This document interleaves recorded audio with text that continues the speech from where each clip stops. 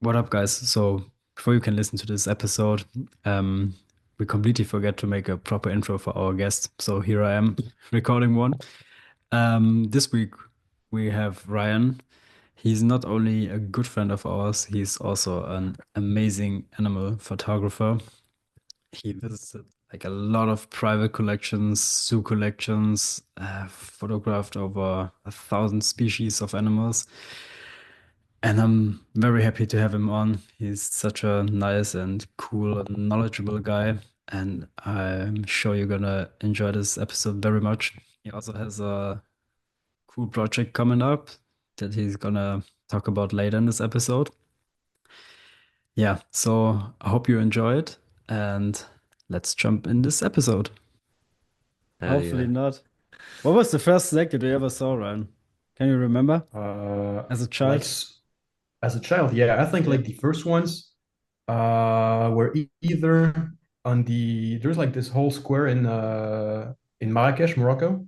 Mm, It's called Jemaa el Fna, and there's like snake charmers by day, and you can see like I don't mm. know like very tired out, very roughed up Malpolon, a lot of cobras also, but without the teeth.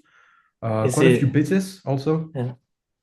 Is it the Naya Haie in Morocco? Yeah, it is. Yeah. Yeah, Legionis also, you could call it Mm. Legionis, although it doesn't make sense taxonomically.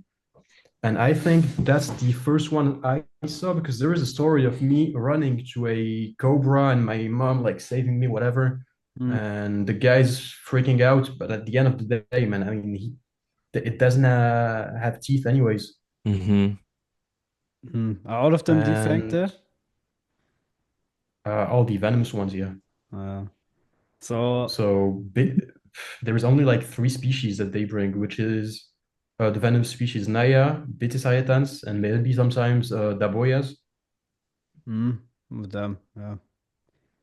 Yeah. I'm So, wondering what's the situation like today about the snake handling and the defanging of the venomous snakes. Do you still find people on the side of the road like handling cobras and stuff in Morocco? Oh, I think it's never been the case, to be honest. mm, I mean, for the record, we were stopped one day, but actually we were like searching for Acanthodactylus lizards, like the Mm-hmm. small ones that run on the sand. And a guy ran up to us and he was like, "Yeah, guys, okay, I have a snake. Do you want to see it?" So we're like, "Yeah, okay, let's go." So he told us he found it in the hills nearby his place, and he had in a 5 liter water bottle a Cerastes Mm. mm, that he cool. found, and he was like, he knows Europeans come to the area to look for snakes, so maybe he could have made a little money by just giving it away. But clearly, he didn't know what he was doing. So that's Mm, not like a common practice. Like the guys who know what they're doing, they don't care much about tourists. They're like hunters, and then they mm, sell them to the snake charmers, which themselves are interested by tourists. But the Mm-hmm. okay. hunters, I think they don't care much. They just make their money finding, catching, and selling the snakes. Mm-hmm. That's interesting. How was And it? what's the business of the snake charmers then? Yeah. How do they make money off of the tourists? Pretty much like, I mean, what's the name for this? It's not charity, but basically you just give them whatever you want to give them. Mm, Mm-hmm. Like putting on a show, like the guys making music in the city and someone just gives them money. Well, I have to say, I haven't seen a common snake charmer in the wild, mm, but for me, they just like take a colubrid, put it around your neck, you snap a few pictures. Maybe they have fun because you're afraid and there is no harm to be afraid of, whatever. And that's the easy way to make money. But there is one snake charmer that's worth mentioning. It's in southern Morocco, and this guy doesn't. I mean, he has healthy snake. He has potent snakes. mm, He breeds them. He releases the babies. And this guy put on a show when we visited him because the snakes were obviously still scary, so they could do interesting shit. Mm-hmm. yeah. Like he had like a full on, I don't know, like 180 cobra. And man, I mean, he knew what he was doing, but at the same time, And there is so many times where I think he could have got bitten, but nothing happens, and he's never. I mean, yeah, whatever. He just does his thing. Hmm. And that's not a common snake show. You know what I mean? Because the snake is Yeah. venomous and potent still. Oh, really?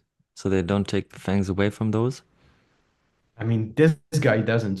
All the others do, but he says Okay. he doesn't see the point in harming a snake. Okay. Yeah, Yeah, man. badass. That's badass. Maybe for Yeah, a little bit. Yeah, this guy. yeah, for listeners, so you grew up in Morocco or because you talked about it so much? Yeah, true. Well, I was born and raised in Morocco. My mom is Moroccan, and that's why I feel maybe more connected than others to this country. Mm, And this is also why the first snakes I saw were in Morocco, basically. yeah, so it's pretty cool. When did you move to Switzerland? Well, my dad is Swiss, Yeah, okay. so I actually the first couple of years of my life I spent in Switzerland. We moved back to Morocco, Hmm. and it was until I was 13 that I left Morocco for Switzerland for good. Oh, okay, okay, okay. How was it at that time? Like in Morocco, were you already like super interested in animals, or was it more like, yeah, okay, it's the common stuff, I see it every day, it's whatever, or were you like, oh shit, that's like the hotspot for me to be at, like at this age? Interesting question. Well, legend has it in family that I knew every single kind of animals at a very young age, Mm, which is obviously pretty wrong, but it shows how much interest and how much I talked about animals to people. But I think I overlooked Moroccan fauna quite a lot until very recently. Uh, because, yeah, it's a very diverse country, fauna-wise, but also I grew up in Casablanca. Very little is done um, to embellish, to showcase the nature of the country. mm, So I knew like we had a few interesting species, but in Morocco, I think it's very recent that I actually go and look for stuff. Like I had seen like turtles and like uromastics and like squirrels when I was a kid, mm, but that's it. Except, I mean, there was the zoo in Rabat, which has like the maybe the biggest groups of Barbary lions, mm, the Atlas lions, yeah. which are not pure breed anymore, if I can use this word. But that's it. Like Moroccan fauna wise, I think that's how much I knew until very Mm. recently. So why did it change like over the last few years that you are like super interested now? Because at the moment you are head over heels in this whole Moroccan project that we're gonna make a special episode about. But maybe, yeah, why all of a sudden like with this urge of like documenting all the species that live there? Is there like a special reason for it, or you feel more connected at the Hey, moment to that's Morocco? interesting. Well, I would say first I needed a project that would make sense for me and that could help the whole picture adventure also have a sense, have a direction. Because for so I think like everything in private collection is nice, but I felt like sometimes it lacked a very stable what's the word? Red Some thread? thread maybe, yeah. Yeah, Mm, that's the word, yeah. The strong thread, something to mm, follow, to yeah, a path that couldn't be broken, could be bent. And Morocco made sense because I go back like every 6 months with friends.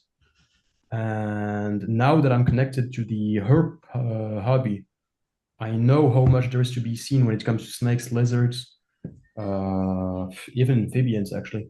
mm, And maybe that's why all of a sudden there is more interest. Because the truth is, if you're into mammals, it's a difficult country to find the interesting mammals. You have to go way south. If you're into birds, it's a wonderful country. I like birds, but I do not like birding. mm. So it never was an activity for me. So I Because think you want to it's get close to thanks the to animals? the pretty much, yeah.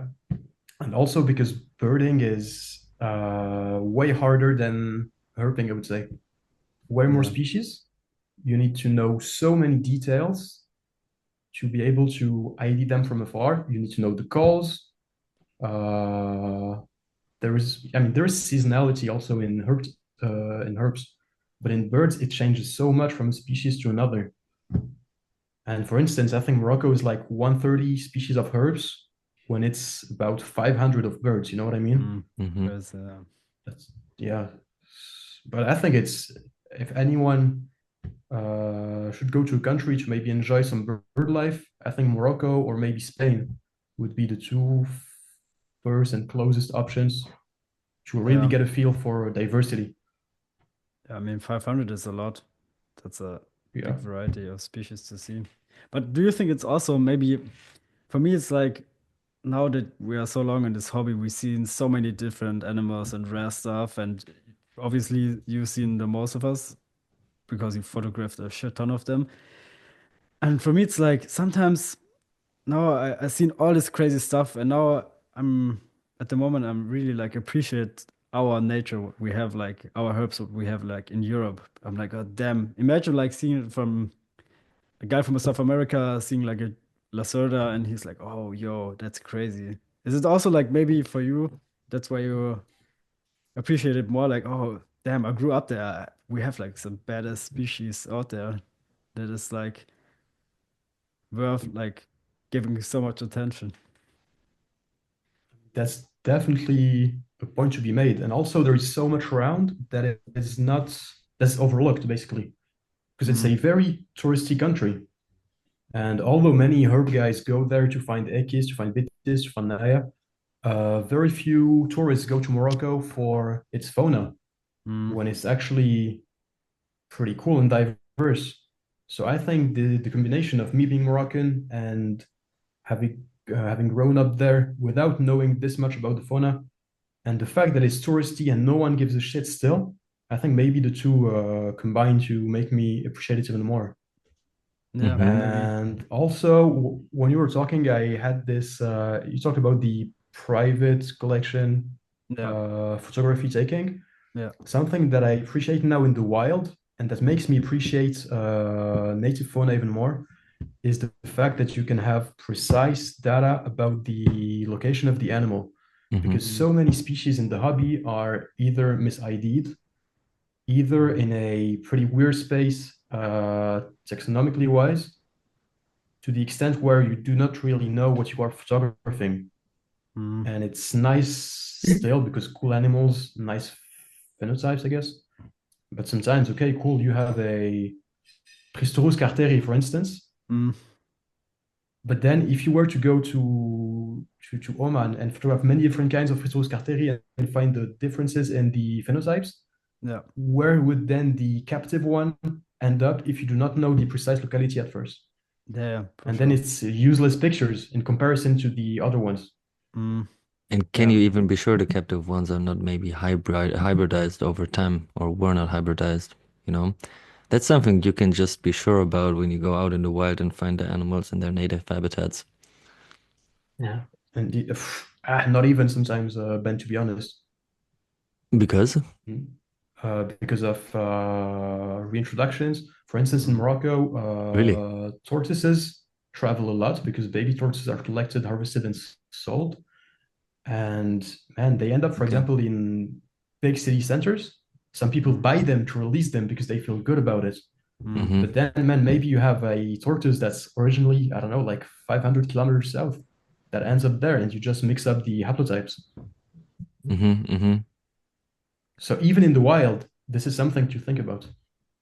yeah. Oh, To, I mean, at the moment, is it even because everything is so intertwined and everybody can get like animals everywhere? Is there like even a clear, clean phenotype out there? You know what I mean?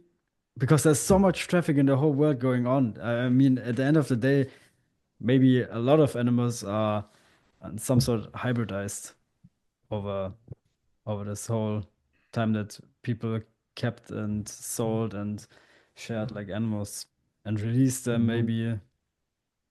I can understand. On That the is other hand, I would say that probably the haplotypes also, there are probably natural borders for them. Maybe some mountain areas that go through the land that split like the northern from the southern population, or maybe the one is more adapted to living in a more humid environment or something. So yeah, I mean, it's a difficult topic to talk about because we don't really have the expertise for it. But yeah, I'm just wondering. Yeah. Guys, before we get too deep into the Morocco part, and we already also mentioned that Rayane is photographing a lot of in collections. For those listeners who don't already know Rayane, could you give us maybe a little quick introduction about you, who you are, and what you're doing? Okay, yeah, of course. Yeah, that's a good point to to talk Yeah. about. Just today, again, Yeah. we've been busy with our business. And so we are always thinking and speaking about how to pitch our projects and on the pitch what we are doing. And it says that if one thing that unites a lot of successful people is that those guys can say in very few words very precisely what they are doing. Most of the time, they do not take more than 25 words to give an overview about their projects. So if you can try Okay. to give us an introduction about yourself in 25 words, please, that would be great. Okay, that's a fantastic exercise. Okay, so my name is Ryan. I like animals, and photography is the way I found to work with them. I'm not a photography geek. What I like is animals. And what I like, furthermore, is how it's connected, how it's classified. And I think that's the first step in understanding the living and maybe work to preserve it. And my whole guideline that explains the white background is to create a harmonious collection of pictures to explain taxonomy to the regular public. And maybe this way interest them in diving into a family, a genus, maybe even bigger in order.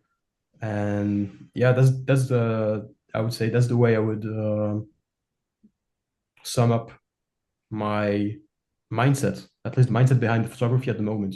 What do you think? Hmm. How did you get there? 25 is short, man. That's really short. What made you go that direction? So, what was there first? Like the animals or the photographing? Um, Oh, the animals for sure, the man. animals. Yeah, photography, it's like since 2019, 2020. Hmm. Whereas animals, it's been my whole life. And I think the trigger to start taking pictures of animals was a reflection a friend of mine had one day. He was like, okay, man, that's cool. You have this big Excel file with all the species you've seen, but can you even like remember them all? You know what I mean? And I was like, yeah, fuck no. I mean, I have no idea what this small ass finch looked like when I saw it, you know? And then I was like, maybe it's time for a picture every time just to keep a memory, you know? That's And interesting. So you started like collecting the names of the species you saw in the wild, or was it like species you saw in collections of friends? mostly, no, mostly in the zoos actually. Ah, okay, okay. First step was zoos. Like I remember in 2017, in the summer, I went to Czech Republic on my own and did 5 days, five zoos. I think it was, I don't know, like 1,300 species that I noted. And back then, I didn't do anything besides birds and mammals because reptiles were too hard to see in zoos, so not worth my time. And it's a big mess for reptiles in zoos, anyways. Unlike birds and mammals, which are usually more respected, I would say, more valued. Hmm. So yeah, at first just zoos, and then when I started doing photography, it was zoos first. Then I had 6 months free, and I was like, okay, I want to make nice pictures.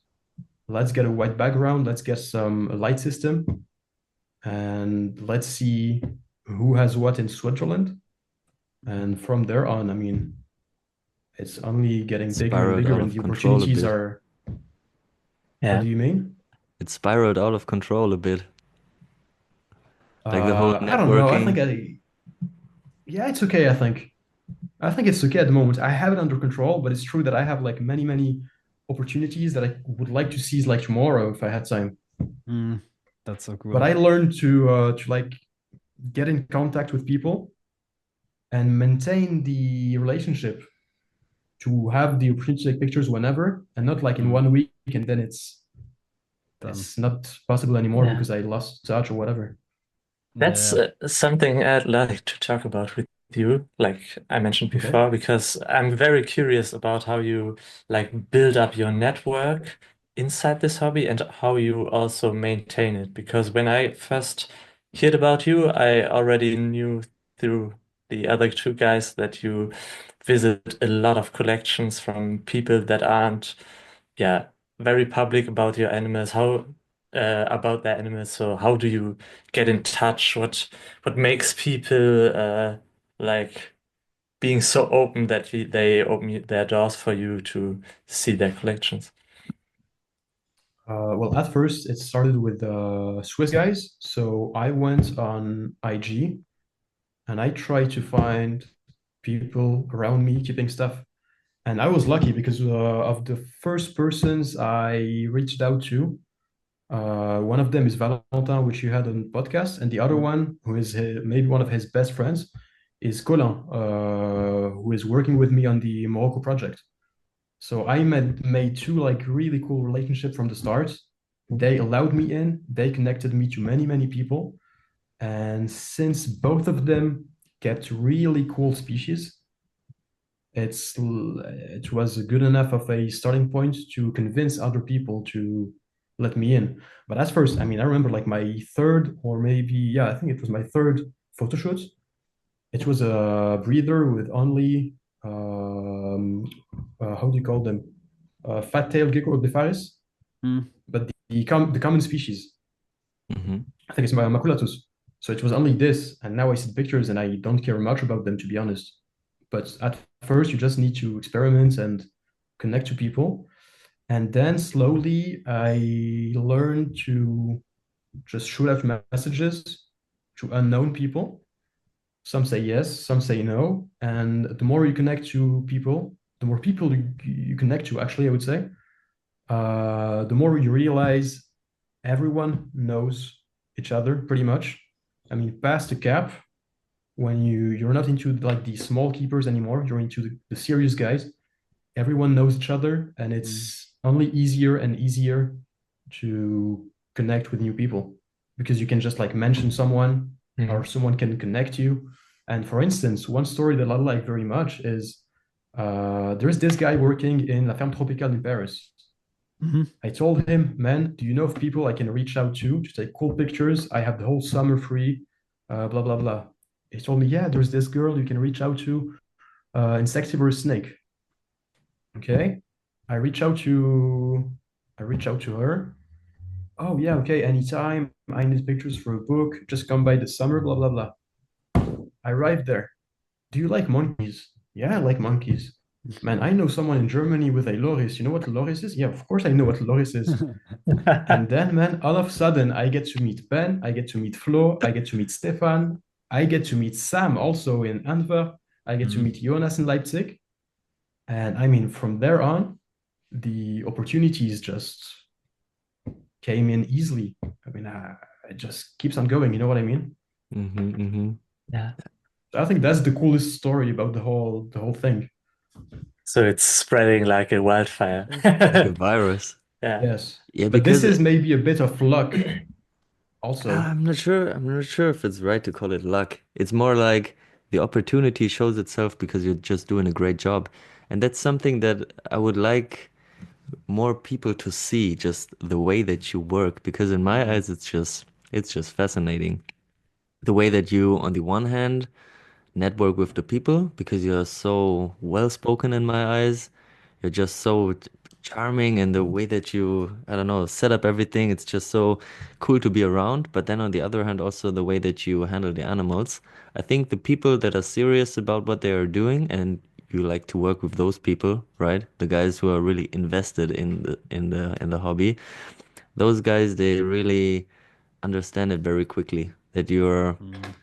you're doing an exceptional job, and that's why you get these recommendations, these referrals to other people's who are deep in the hobby. And I think that's the main source of your success in my eyes.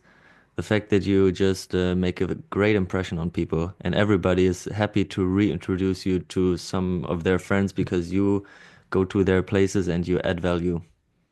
Even if that's because you add immediate value to the people, Mm. because everybody likes to see amazing pictures of their animals, and you cannot have better ones than yours at the end of the day. Yeah, so I'm very excited about how the whole journey is gonna go on for you, because I can only see you climbing up the stairs more and more. Mm. Yeah. And you're also crazy knowledgeable.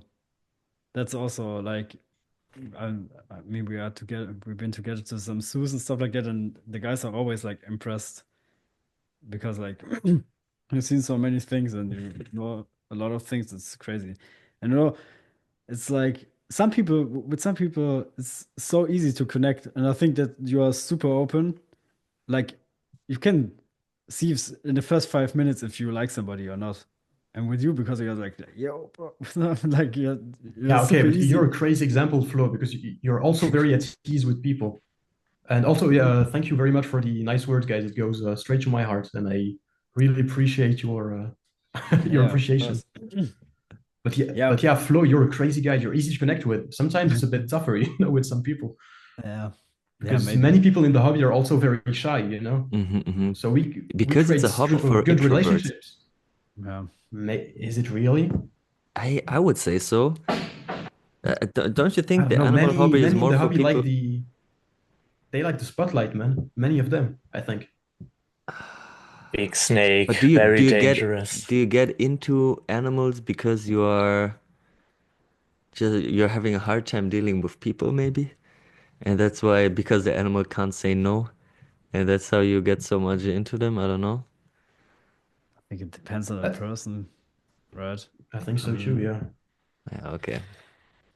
I mean, I yeah, don't that's know. We have a friend in common. I mean, Mario. I don't think he got into animals because he yeah. couldn't handle people. I think he was just born with a whatever in there. So I think it depends on where you grow up, Yeah, okay, probably true. your Yeah. history. Yeah. Yeah, so it's just so interesting what you do. And one thing that is really different about your approach is that you don't really keep the animals at your place, right? Maybe you want to get a bit into detail about it, because in the background, I mean, I can see a glass tank, so I'm not sure what's up there. But you're not really into keeping the animals. You're more appreciating the animals at other people's or zoos places. And so that's how you can really build a very unique network, because yeah, the people just want to have to do with you. I feel like everybody that I know who knows about what you do wants to have your pictures. So they are ready And to that's open that's the cool door to for hear, you, man. I right? have plenty of work still, plenty of people to meet still. But I would say at first, since I got into the hobby, for, I mean, yeah, for keeping track of what I see purposes, for me, it didn't make sense to like keep anything at home. And Mhm. it's time, it's money, it's responsibilities. And since for the picture, I need to travel quite a bit, Mm. it really didn't make any sense to keep anything at home. But then I have to say, when I got offered to keep lizards for the first time, well, actually, many people told me, yeah, if you want to go home with this, you can just take it home, whatever. But since I didn't have any gear, any terrarium, any light, whatever, I always said no until a friend gave me lizards, the lights, the terrarium, everything. So I just couldn't say no. I was like, okay, let's give it a try. I liked it. I have little experience with it, but I would say I'm pretty shit at it anyways. I mean, I had eggs, I couldn't incubate them. I think it's not for me, to be honest. I have a hard time putting so much effort in this as I do in photography, for instance. Mm. But I enjoy it. I like the animals. Now I have one of the Lepidophyma from Flo, and I like it very Nice. much because it's very hardy. Like I don't have Mm. to do anything basically. It's just there. It lives. When I feed it, it's nice to see how fast it snaps the little cockroach. Mm. But yeah, man, when I was a kid, I wanted to.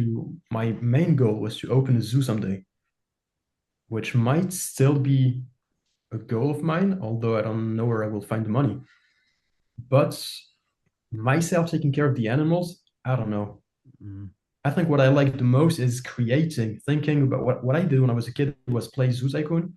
Then I Mm. grew up. I actually was a part of the modding community. So I would Oh, do like really? 3D models. What I would create some animals for the game. For Zoo And what I Tycoon. liked is for Tycoon, yeah. And what I liked was like imagine crazy zoos for like said regions. And I would Mm. just like spend so much time on Wikipedia trying to find species that could work together, cohabit together. That's what I did when I was a kid. So I think what I would like someday is overlook the creation of a zoo, Mm. but me taking care of animals, man, I leave that to you guys. You guys are way better at this. And it's fine for me to just see the species once, maybe come back, but I don't need to see it on a daily basis. Mm. But do you So I hope think, this answers the question. yeah, do you think it's because you've seen so many different like terrariums, vivariums, etc. You wanna you're maybe if you enter the hobby and never seen like a lot of collections, your barrier is like very low to set yourself, you know? Mhm. You don't have like very high expectation of what is possible because the whole craziness of this hobby isn't opened up to you yet. You know, you work your way up and then you find someone on Instagram and you're like, oh, this backward is crazy. And next build, I'm going to do this. Then you see plans and it rolls like down the hill with this. But I mean, you've seen so many collections, probably so many great enclosures. Is it maybe also because your expectations on yourself is like super high to build something also very cool and you are not like at this level yet because you haven't like kept so many animals that you fulfill your standard that you Mm, want to okay. have. Your expectations are so high, but the skill set is not there yet, and that's why you maybe have a hard time even starting because you're used to these high-end collections, high-end keepings, maybe. Yeah. Yeah, Yeah, it's okay. I mean, I kept Pachydactylus latirostris. That's easy to keep, easy to feed. The only issue is I didn't have a nice place to incubate the eggs. But to be honest, I think with these guys, with the things I keep, there isn't much skill gap. You Mm. know what I mean? It was sand rocks. I think it looked pretty cool. So I think the expectations is not this, is also that, let me think about it. Yeah, I think it's maybe food wise that I suck the most because I'm Okay. used to seeing you guys have like crazy diversity, have the ability to feed on a daily basis Mm. without worrying about the supply. Since I had two lizards for a while, I had very few feeders mm-hmm. that didn't breed fast enough. So it was difficult. And that's what bored me the most, like having to buy crickets every month. I mean, what for at the end of the day? When people with ongoing and working machines can just feed them like nothing. Mm. Maybe Mm-hmm. that's what frustrated me the most. And especially when I compare to like the Abronia guys that I know who take so much care in feeding their feeder insects. Mm. And man, I have these crickets eating carrots for like the past 6 months. Uh, I mean, the diversity of food they get is very low. And I know it's enough, but also, man, I could do better. yeah, I mean, there's this extreme with Jonas who really like Jonesy boy, Jungle Jones, who really loves to give like his feeders like the best food possible. But for me, it's the same at the moment because then I'm only gonna have like two geckos, right? But I'll take the approach like this. Okay, I have the two geckos, but my feeder insects is also not part of my collection. You know, I'm gonna treat them like it's my pet, and I think that's the approach to have like also fun and success. Like breeding insects, then because if you say, okay, here are my geckos, and I also keep some insects that I can also feed off, maybe it's also easier when you look at it that way. Then you can Mhm. also maybe build a nice little setup for some roaches and even feed off the offspring. hmm I think That's That's maybe what I also that's have one at the of moment, but that's one of the bigger challenges if you're just keeping a small amount of reptiles at your place, how to take care of the feeder situation because it gets more and more easy the more your collection grows because then you can scale the breeding of the feeders a lot more easy. The amount of effort for the breeding of the feeders per animal that you keep gets lower and lower the bigger your collection is kind of. And if you only have a couple animals, like you're talking about two geckos only, most of the people keeping just two geckos will probably be on a subscription of feeder insects with the local pet shop, and that's not really cost effective, I would say. So yeah, I think I like the approach of considering your feeder animal part of your pet collection, kind of, because it's also animals that you can keep alive and thriving. And if you're successful breeding the baby, the feeders, making babies off of those, then you're a step ahead, that's for sure. yeah, real. that's But true. what But like to be honest, I don't give a fuck about inverts. So I have a statement? very hard time. Like, I mean, they're nice, but man, when I remember like Jonas being so happy about the his dubias, for instance, man, I pray to God to never be that happy about the dubia roach. You know what I mean? Like it's an invert. For me, it's the limit. I cannot dive into inverts. Otherwise, my life is fucked. I have so much work with like vertebrates. If I start doing like scorpions, I mean, that's arachnids, but Yeah. also insects, man, I'm in deep It's shit. gonna be an Man, endless. no. Yeah, but And man, that's you could take crazy photos. If I think about the diversity in Scolopendra, for example, yeah, you could do maybe a crazy photo collections of these. Yeah, but you will never be finished and therefore probably never satisfied. Because at the end Yeah. of the day, Ryan, do you have the goal of like just being done with the photography sessions and therefore being able to die peacefully because your work is done? And why Or talk about death out of a sudden? Took a dark turn. yeah, because I have the That's a feeling good question. Yeah. you're not gonna leave this planet before you don't have extraordinary pictures of all the reptiles out there.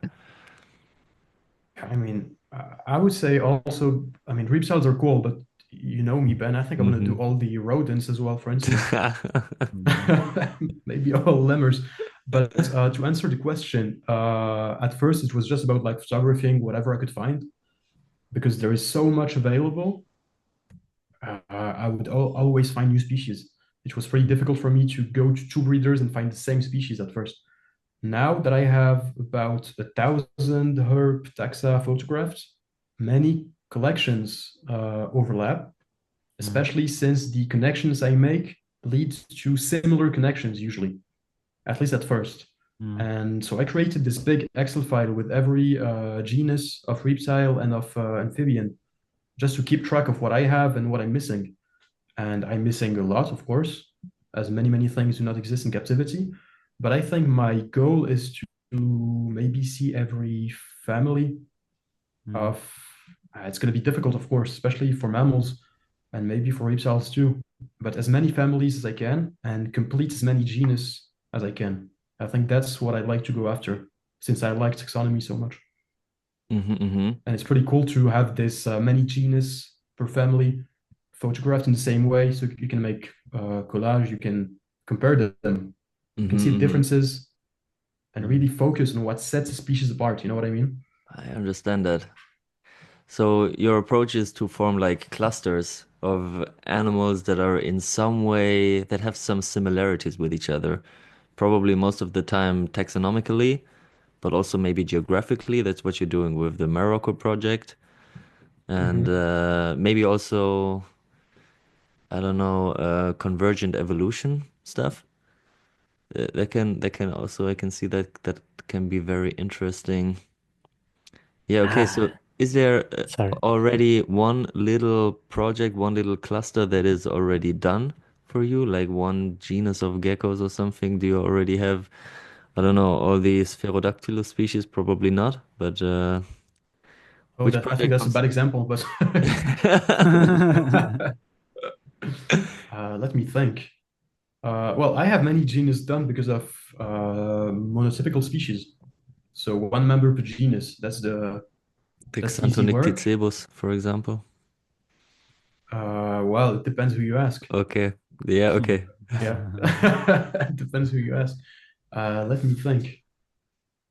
Uh, I think I'm missing one species for Saurodactylus. So dwarf lizards, lizard-fingered geckos from Morocco. Mm. So this I'm missing only one species. Quidenfelsia, I have the two species. That's Atlas day gecko. There's one in the Atlas, one in the anti-Atlas. But that's two species. That's easy to complete. Let me think.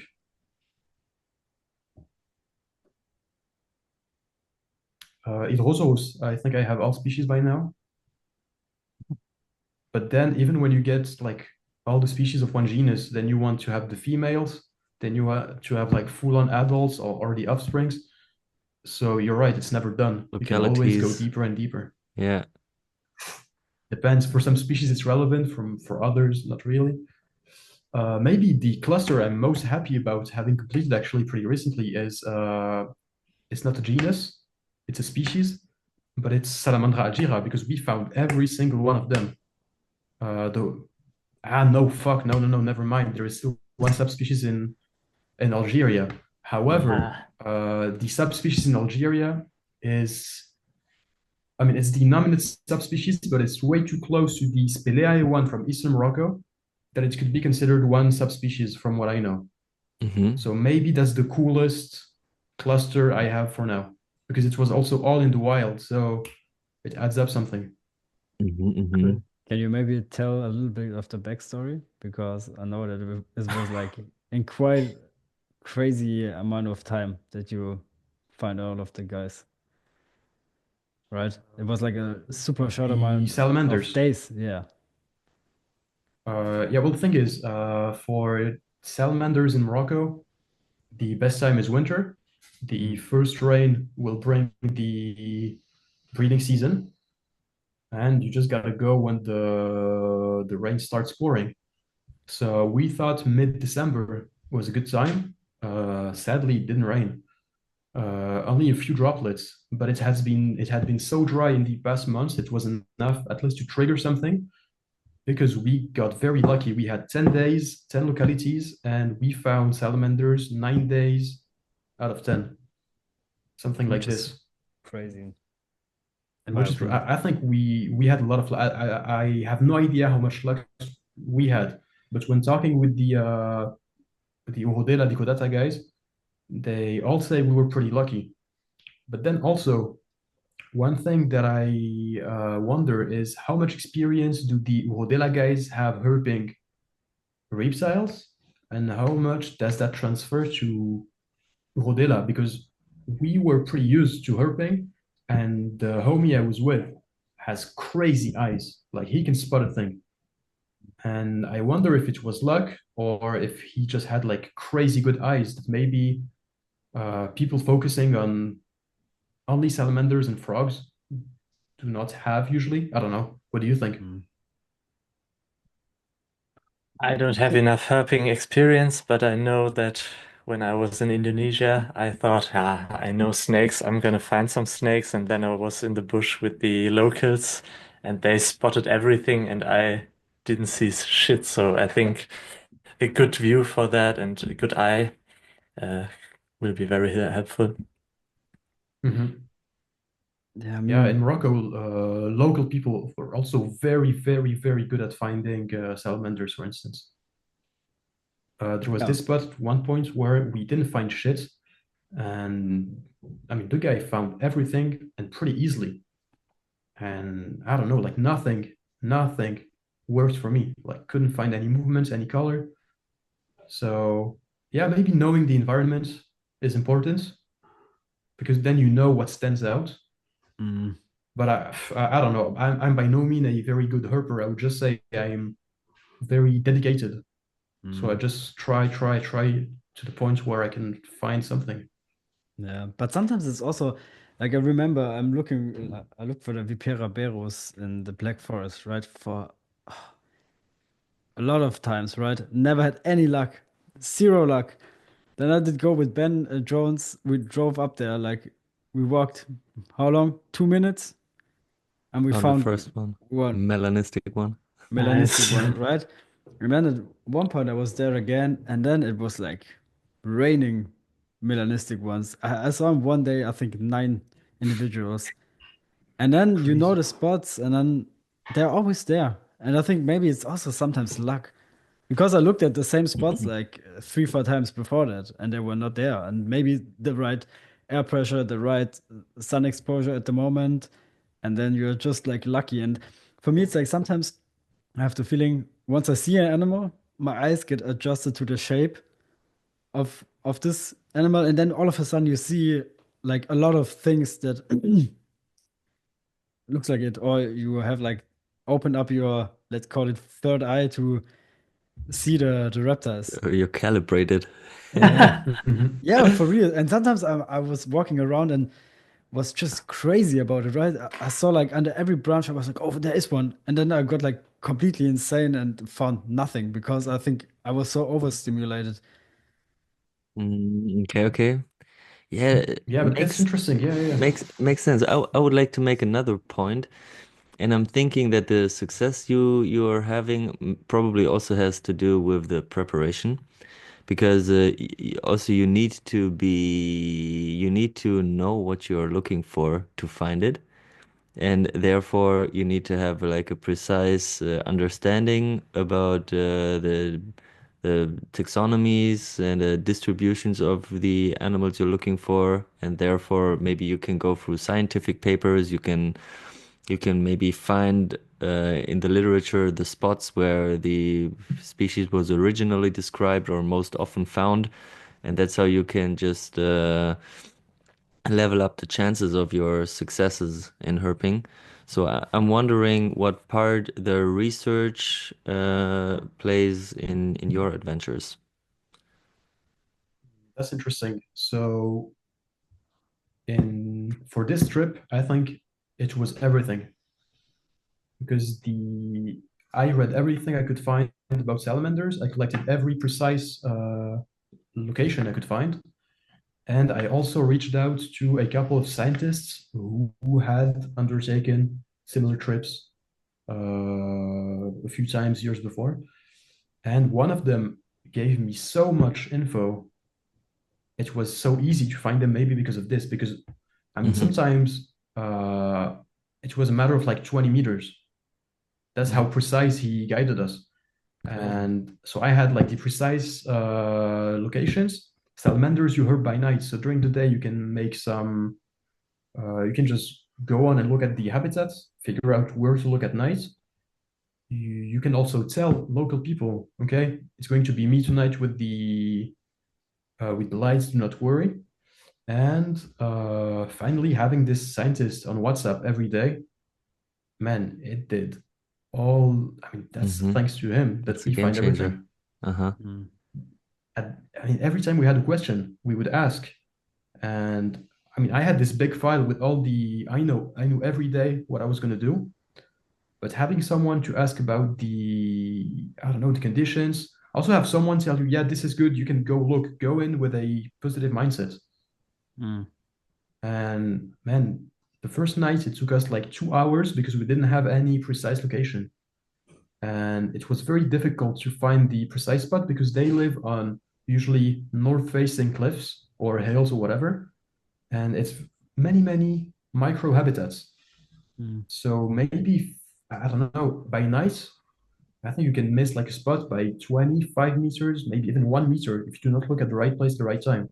Mm-hmm. Mm-hmm. Or if you're on the wrong, just being like on the wrong face of the hill, or taking the bad road instead of the good one. So having someone who had done the same trip beforehand definitely helps and allowed us to gain experience I would like to say it's allowed us also to learn about habitats and what to look.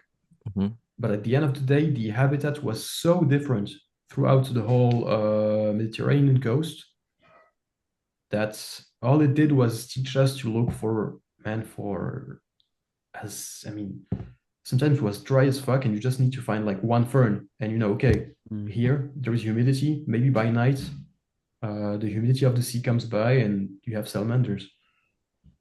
So I would say preparation was everything, pretty much. And then also one thing that's, I mean, the driving, because I do not drive yet. So Valentin did all the driving, and without the driving, we wouldn't have seen shit. So a lot of driving, a lot of preparation, Mhm. and very, very little sleep. Perfect That's how I combination. would sum up success when it comes to at least helping these guys. Uh-huh. Yeah. Maybe the little sleep triggers also their primal instincts. Man, I was on cocaine like for a whole week. Man, I remember like because I had to do like so many pictures also because of the white background, the in situ shots. And man, I slept like sometimes just 2 hours per night, and it was so fucking cold also. And I remember dreaming about salamanders. Like sometimes I think for 24 hours straight, I was just like salamander Obsessed. thinking. That's dope, Yeah, right? When you're in this mindset, I it's don't know, like man. different so Sounds much. Yeah, but exhausting.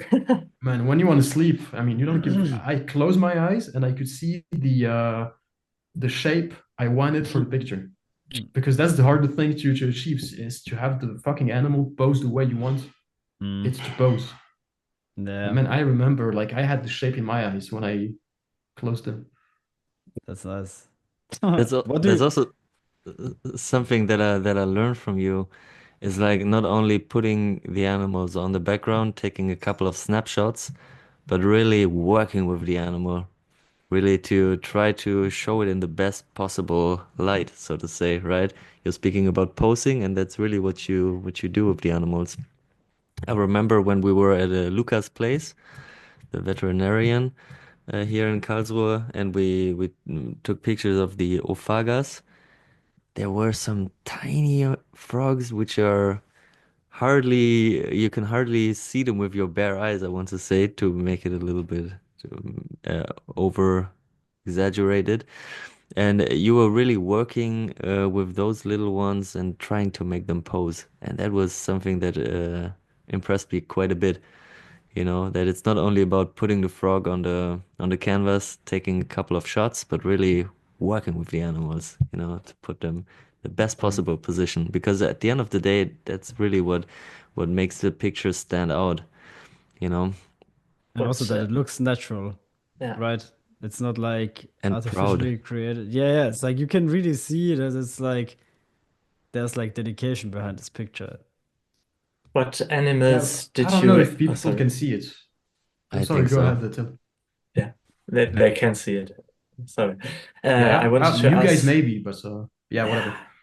Yeah. I wanted to know if there were any animals that you liked working with the most, or what, yeah, what were your highlights in terms of species or individuals that made the most fun Man, photographing or working with? okay, that's a good question because there is the species I like and the species that are cool to work with. For instance, I like testudines, so tortoises and turtles very much. But man, like it's 50-50. I mean, either it works out, either it doesn't, and you have no way of make them comply. I mean, work the way you want. Whereas with lizards, you can use boxes. It's about making them relax and I don't know, work your way around them. Tortoises, man, if they're in their shell, so tortoises is not the answer. Yeah. Uh, man, something that was really fun was armadillos, I think, Hmm. Oh, Mhm. I can imagine. Yeah. because man, especially the three-banded one we did in Zagreb together with Ben. Man, every picture is insane. Of course, the animal looks nice on its own, but also it was so easy to yeah, I don't know, it was so chill. Did only very cool stuff. Maybe Maybe that's the that's best of because, both worlds. A bit of a turtle, bit of a mammal. yeah, Yeah. and I don't think they can say not proudly. Whereas Yeah. lizards, if they have they're just like stuck to the paper. I mean, that's not a nice picture. Was an armadillo, I think it's even when it's in its shell, it's pretty cool. Mm. And Yeah, maybe that's that's the true. best species to work with and to have. I mean, you're certain to have nice pictures. Whereas with, let me think, what do you guys keep? Whereas with a Lepidophyma, man, good luck having it stay proud. I mean, I'm Mm. still amazed by the picture we did at Flo's place because with the Yeah, it's babies, so it was dope. not the same story. Yeah. Yeah. And also with the Enyaloides, but like they just freeze, right? In a split second, like Mhm. the male turned like completely shitty colors. Right? He was But that's so another fired up. problem. It's, Yeah. yeah. What do you do with color changing species? Like anoles, for instance, I have very few pictures of anoles. Well, because I do not know much of breeders, but also because I do not know how to deal with the color changing. And Mm. for anoles and also Enyaloides, how do you handle the stress factor? Because Mm. maybe this is not accurate, but all the species stress. Some show it more than others. And the ones that show it more than others, you obviously feel more connected to, and you have to think about when is it too much. Mm. And that's pretty difficult, for example, with the Enyaloides, because you were so chill about it, but they were not moving. They were Mm. just like paralyzed in Yeah. a way. Yeah, it's crazy. They're just like you could do anything with them, right? And then all of a sudden Yeah, they but run away like insane. true. But see, for example, you're a chill breeder, so I just adapt to the readers. But for some Mm. species, when it's like, for example, I did Paruetura mazobe, which is a small lizard from Madagascar, which looks crazy. Mm. I was allowed 3 pictures. That's not the same Oh, mindset as when I visit Flo and I know we can take our time with the Enyaloides because it's not scared about the stress. But Mm. these Yeah. guys, they were so valuable to the owner. Mm. It's 3 pictures. And man, you think about the pictures Yeah. way before like taking, you're like, okay, is this worth it? uh-huh. Yeah. Yeah. Is it worth pulling the trigger right now?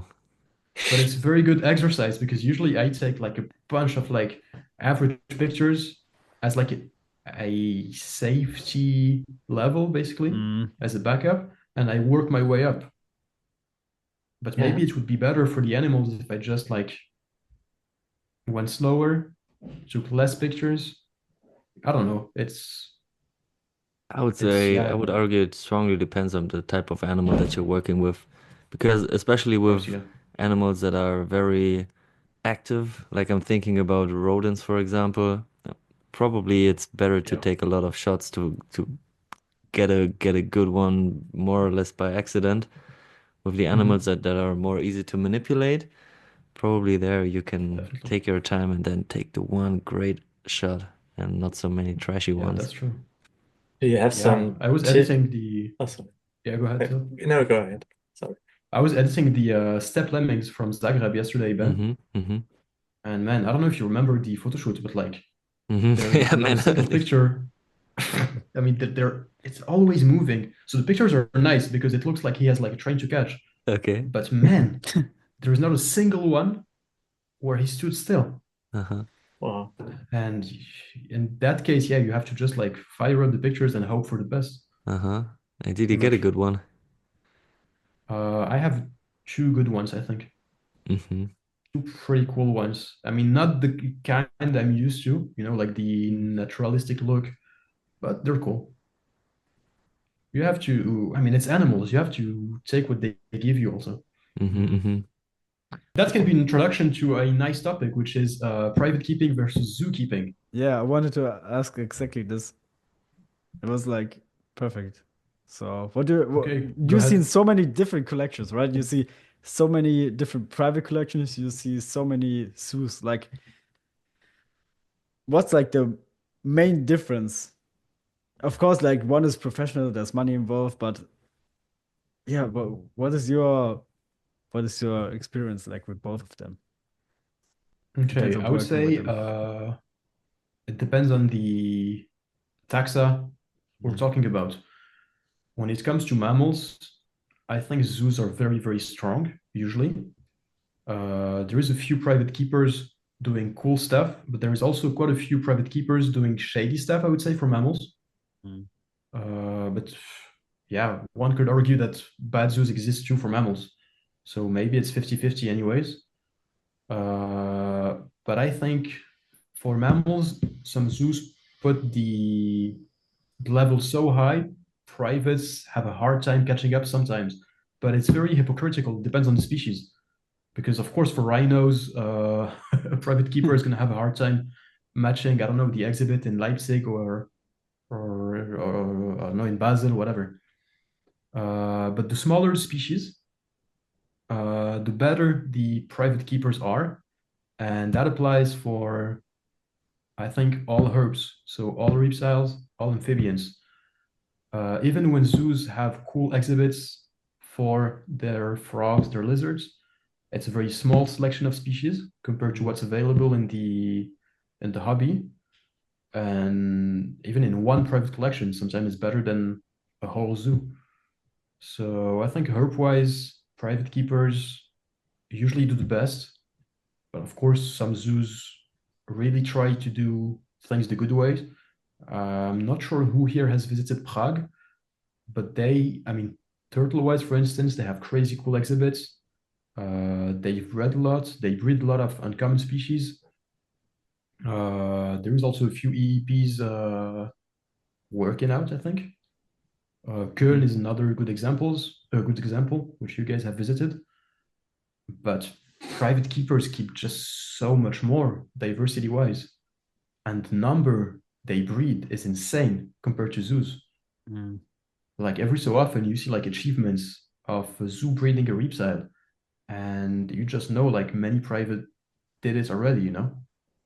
So herb-wise, relevant to the podcast, I would say for me, it's always better to go to private keepers because I have more time.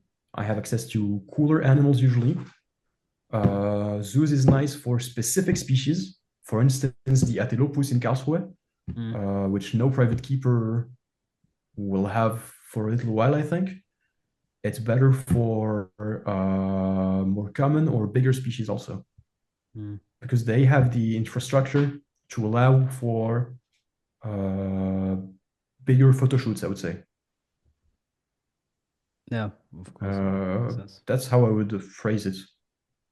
But I think when I will listen to it again, many things I won't be. Yeah, this is a very difficult topic because there is so many different zoos, so many calibers of zoos, so many different keepers, so many caliber of keepers. So I think it's better to talk like per family. For instance, Atelopus, okay, zoos are way better than private keepers because of Lucas Ries being very deep into it. For spherodactylids, I mean, is there even a zoo with a spherodactylid, for example? Yeah, probably not. Maybe one.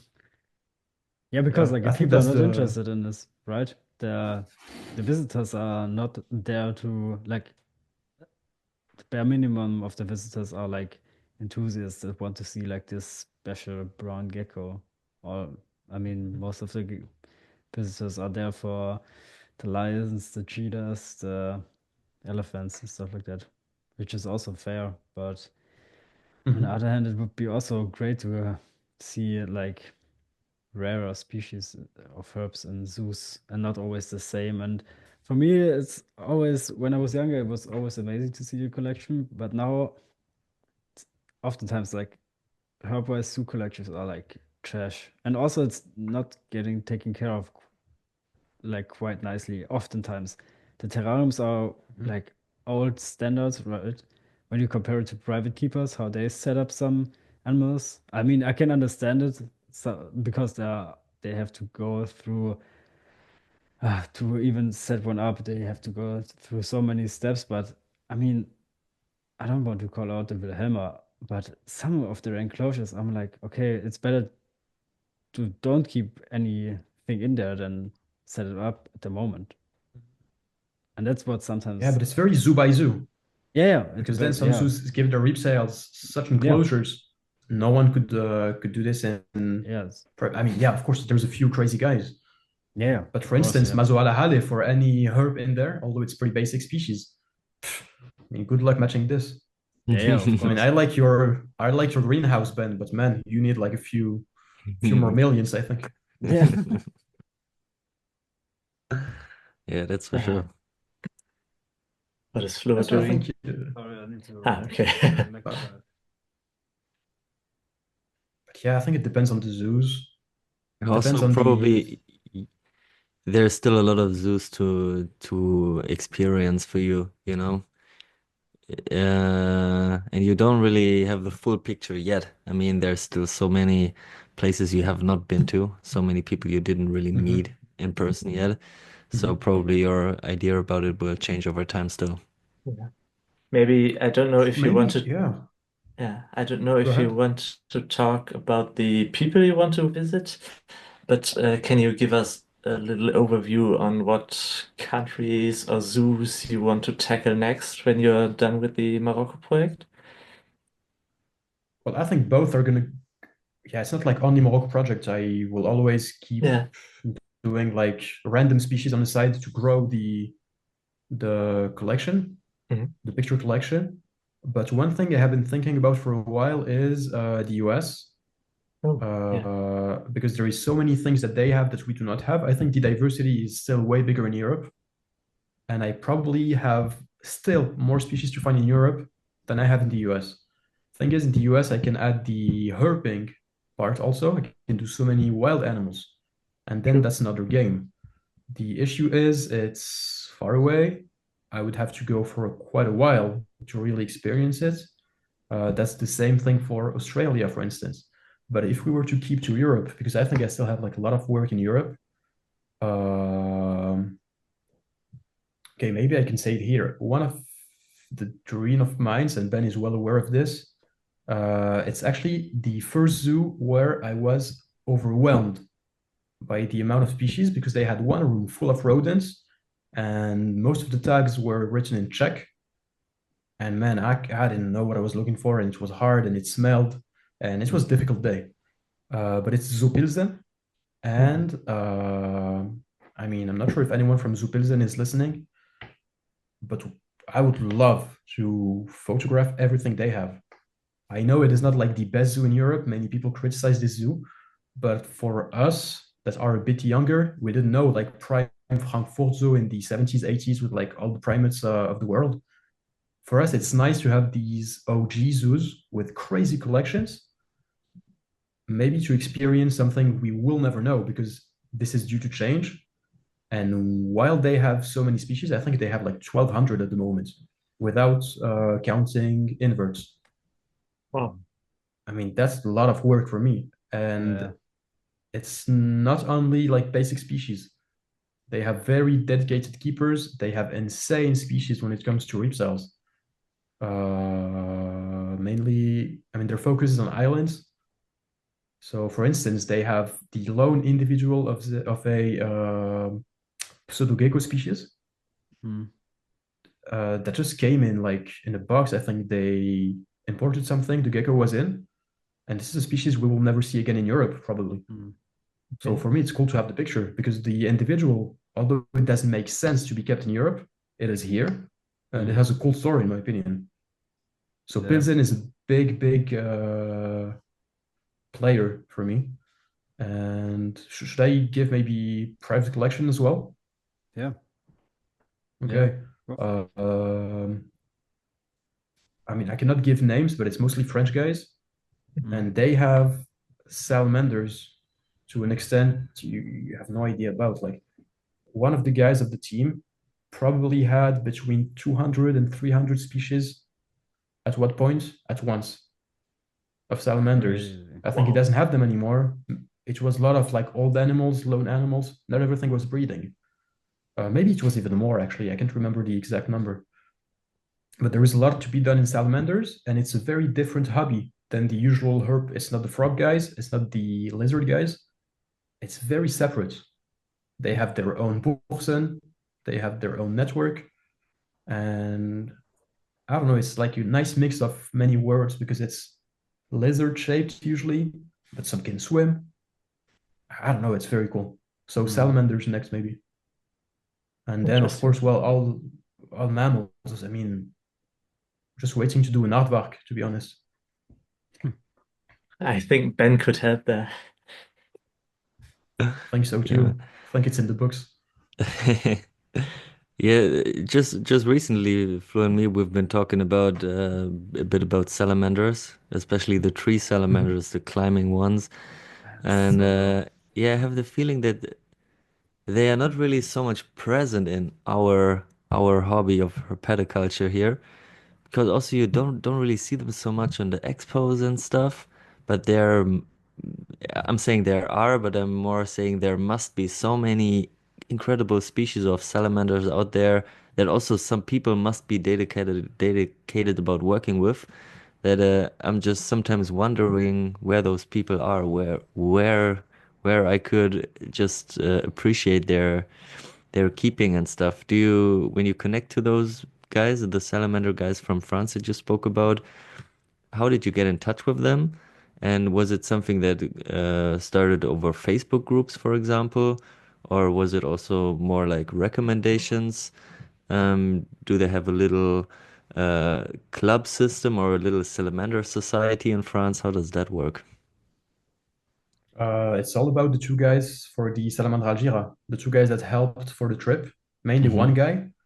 guy, which I visited a week ago, and he has cool species. Maybe that could be a nice prospect for the podcast also. And so Yeah. it's basically one contact that got me in and that explained to me everything, how it works, their team, there are a few members, they meet every year. They're all pretty crazy keepers. And from what I understood, it's mostly Germans and French people, Mm. a couple of people in Belgium, a few people in Czech Republic, but I think it's mainly older people as well. Mm. So I think the salamander hobby is shifting. I don't know much about it to be honest, but I feel like it's only older people. So there will be new challenges for them to keep going. Mm. For sure. But I think also with the expos that you said, I think you are not in Hamm the last few years, they were not allowed to show like salamanders and newts because I don't know if it's like because of the chytrid fungus, but it was like due a disease on salamanders and newts. That's why you don't see them at expos anymore. Yeah, I think it was to protect the native Yeah. salamander, right? And maybe Mhm. that's why the hobby is also not as much out there because maybe over the last few years, people didn't really see them on expos and therefore can't get in this salamander bubble. But when I see people with salamanders, it's always like a lot of different species.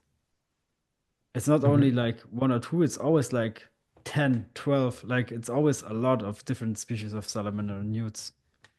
But I also can understand it because it's like super interesting and also insanely dope looking.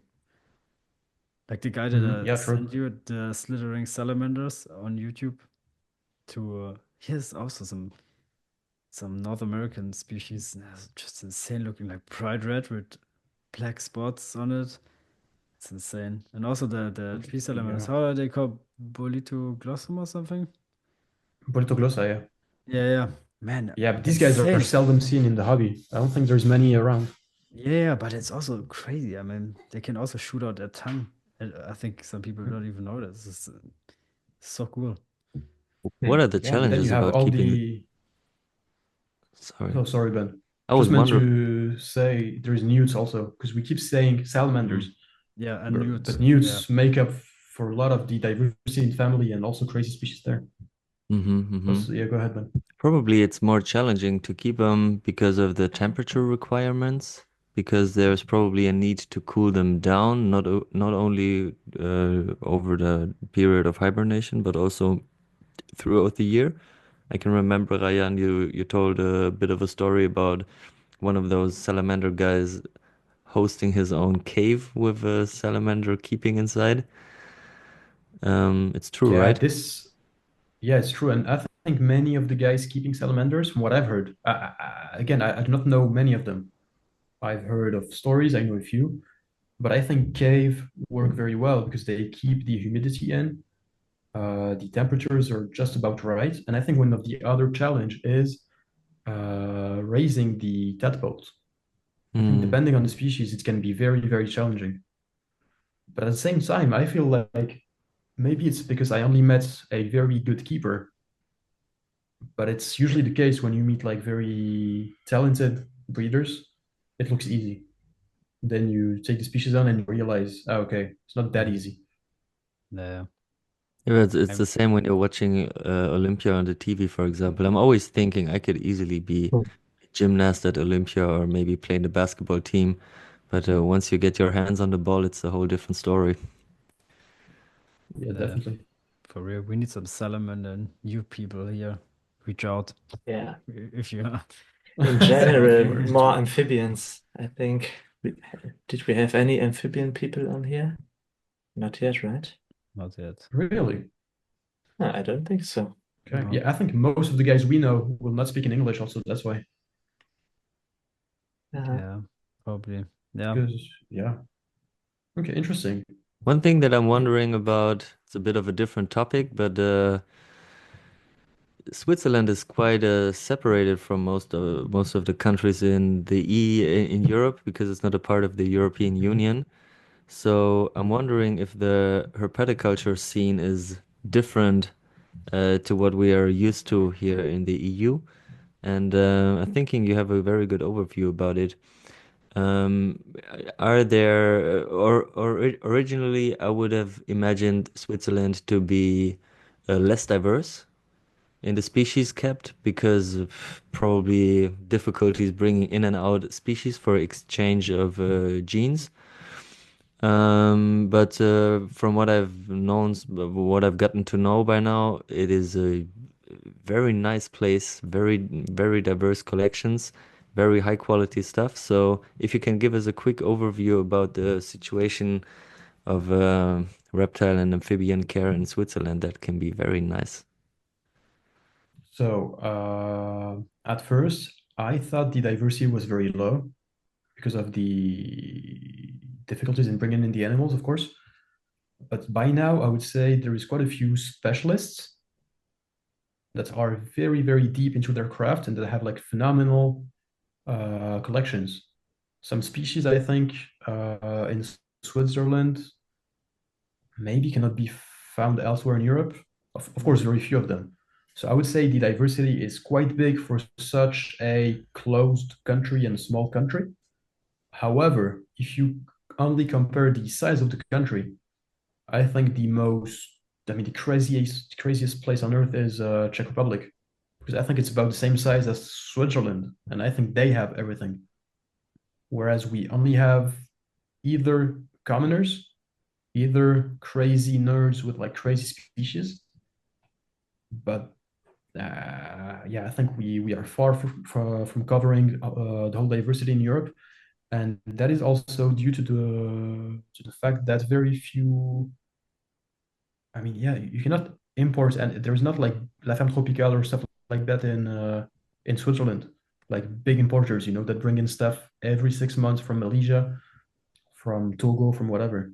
So Mm. they are in France, in Germany, maybe in Italy or in Spain, and then you have to make them again cross the border, and then you have to go to the vet. So I think it's refraining from big diversity because otherwise, man, we have the money.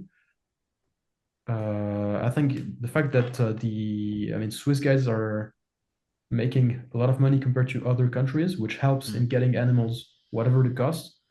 And that may be the reason, for example, for Dutch people to be so crazy about birds. Birds cost a lot. They make Mm. good salary in the Netherlands. So that helps with getting the animals you want. Yeah, of So the course. only thing refraining Switzerland is the borders, as you said, Ben. Although the system is working quite well, if you ask for a CITES paper, I think you have it in 2 days. Whereas if you ask for a CITES paper, I'm not sure how it is in Germany, but I've heard in Czech Republic it can take a few months.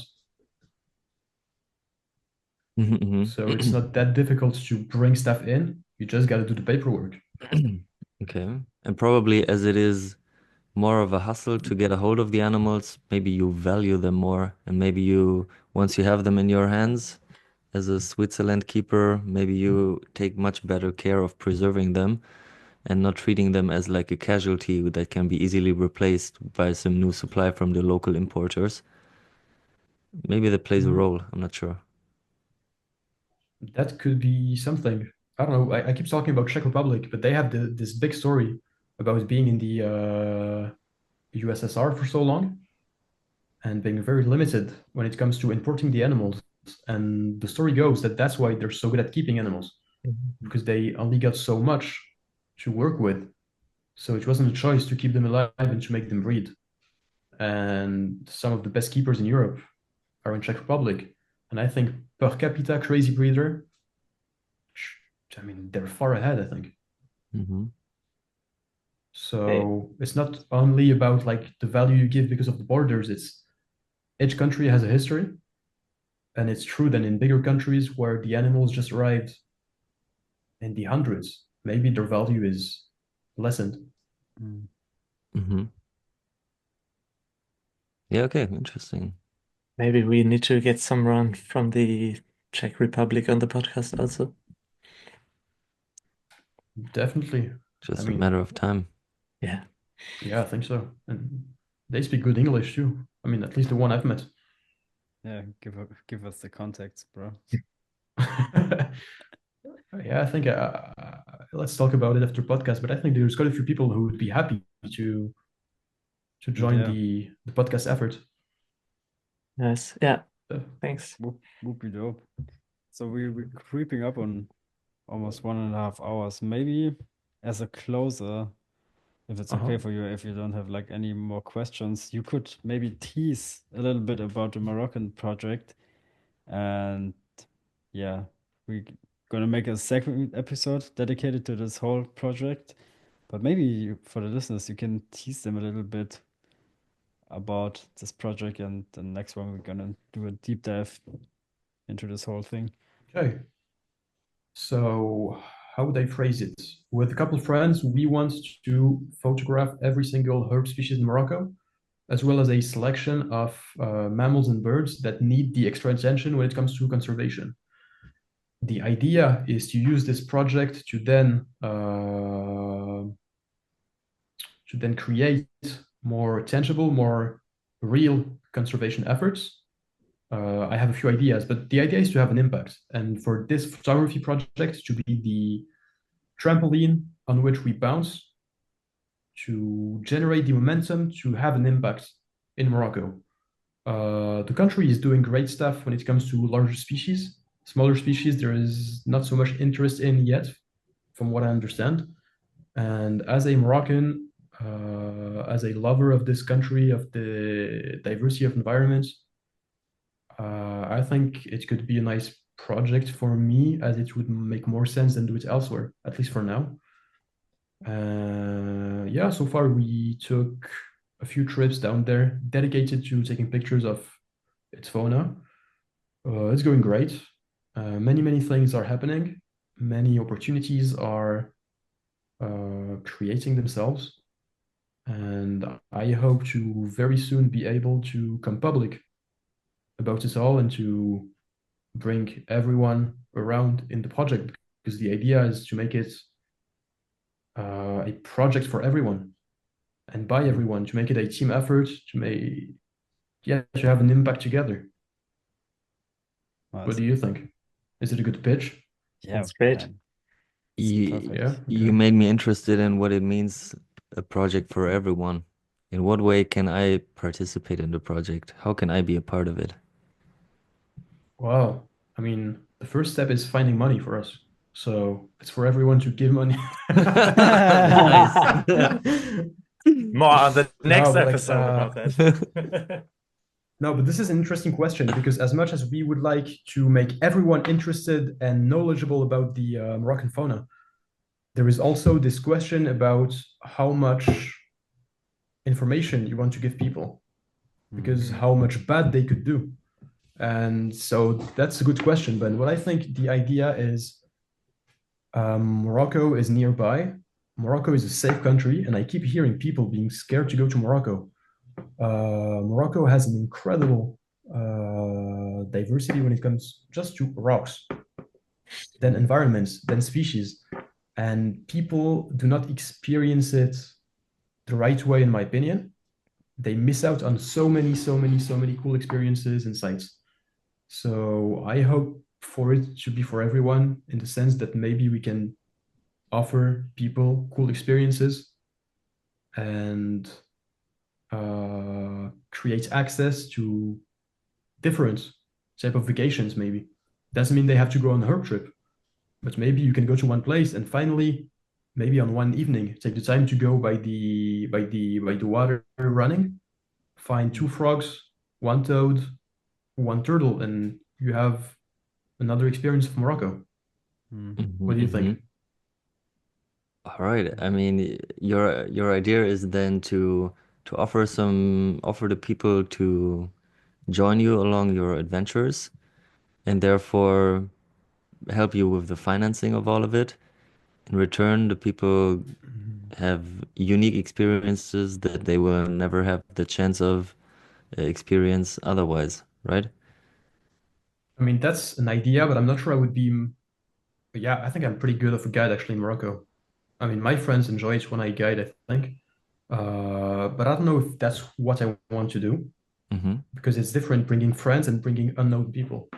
Mm-hmm. But in a more basic way, just put online some informations for the people to be able to enjoy nature in a different Okay. way, but find the balance for it to be more beneficial for the fauna than detrimental. And that's a big question. Where do you put the limit? Mm-hmm.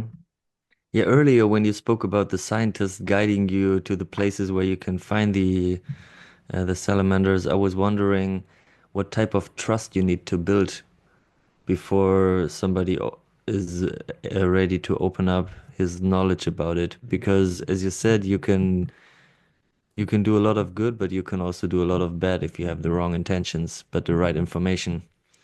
And that's something that needs to be dealt with very in a good way. Carefully, yeah. Yeah, very carefully. Mm-hmm. Yeah, okay, makes sense. Yeah. I mean, this guy, the Urodela guy, he took white background pictures. So that was our way of connecting. Like I gave him all the information he wanted about my gear, how I do it, and it created the trust for him to then help us out. But another person was way more defensive, I would say. So yeah, it depends on the people. There is a bit of luck in when your message arrives first. Is the person in a good mood? Did you phrase it well? Yeah, I think it's a bit of magic, maybe. Yeah, sure. So if there's anybody who's listening to this and who feels like ready to help you, in what way can I support you? I mean, you're talking about the financial support that you're looking for. Do you have like a GoFundMe open? Do you have like a PayPal account that's ready to receive some donations, or what's the specific steps to take if I feel like I'm ready to help you? Okay, for me to give you an answer, I would just need to know when will this podcast be online, if I may ask? Maybe we should keep this for the separate episode because I think Ryan also just wanted to teaser the next episode, right? Yeah, Yeah, but true. if there is anybody listening right now, I would be Uh-huh. happy to give him an answer. Okay, but it depends. Thing is, 3 weeks from now, it's we gonna be are out. 3 weeks from now. I think in 3 weeks, we should have a website up, and then all you have to do is come on IG, Rayane Vuillemin Wildlife. I think it will be tagged on the podcast post anyway. If you drop a sub, I'm happy. And if you visit my website, I'm even more happy because I think it looks way better than my IG. But very few people, I think, visit the website given how easily accessible Instagram is. So drop by the website. Maybe we'll find information about the ongoing projects and how to support us. and feel free to reach out. If you have animals you want pictures of, reach out. If you have questions, whatever, just reach out. I'm always happy to help because I think that's the way you get help from people in the future. Hmm. Wise Yeah. words. Perfect words to end this great episode. Feeling like a wise man. Yeah. Thanks Thank for you your so time. much. Yeah, thank you so much for hopping on. Ah, Really, thanks guys. for your time, man. So, thank you for your time. Thank you for listeners. Yep. Please go check out Ryan. You're gonna miss out if you're not checking him out. And yeah, we're gonna see Ryan in the next episode. It's coming out also soon. And we wish you like a great day whenever you hear this podcast. And I hope you had a great time. Bye bye. Alrighty. See you. Peace. Thank you Okay. for